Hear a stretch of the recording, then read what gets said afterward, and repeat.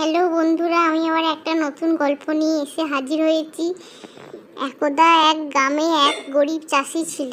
সে রোজ খেতে হাড় ভাঙা পরিশ্রম করে তারপর জঙ্গল থেকে জ্বালানির কাঠ সংগ্রহ করে দিন কাটত। এমনি একদিন চাষি ক্ষেতের কাজ শেষে জঙ্গলে গিয়েছিল কাঠ সংগ্রহ করতে। কাঠ নিয়ে ফেরার সময় তার নজর পড়ল একটা গাছের কোটরের দিকে।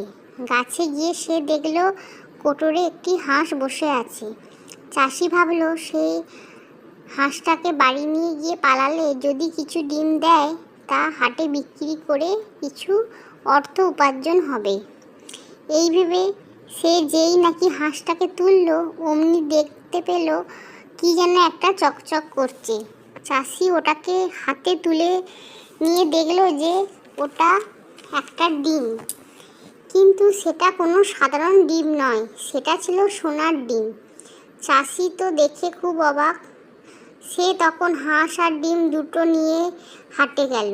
হাটে সেই সোনার ডিমটা বিক্রি করে যা অর্থ পেল তা নিয়ে বাড়ি গেল। গিন্নি তো সেই অর্থ পেয়ে খুব খুশি।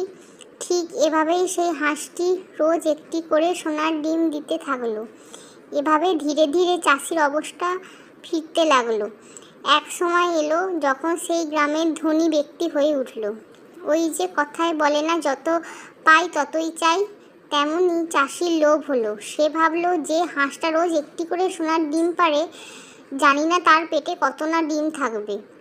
তখন সে একদিন মাথায় ফন্দি আঁটলো যে ওই হাঁসটার পেট চিরে ফেললে কতই না ডিম বেরোবে। তা সেই মতোই সে কাজ করে ফেললো।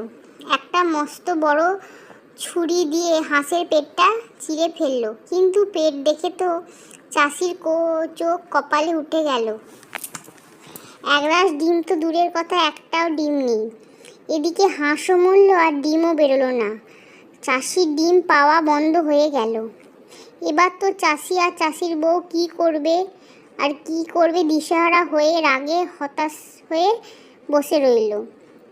নীতি কথা, অতিরিক্ত লোভ ভালো নয়। যখন যা পাচ্ছ তাতেই সন্তুষ্ট থাকার কথা। প্লিজ বন্ধুরা, আমার এই চ্যানেলটিকে সাবস্ক্রাইব করে দেবে।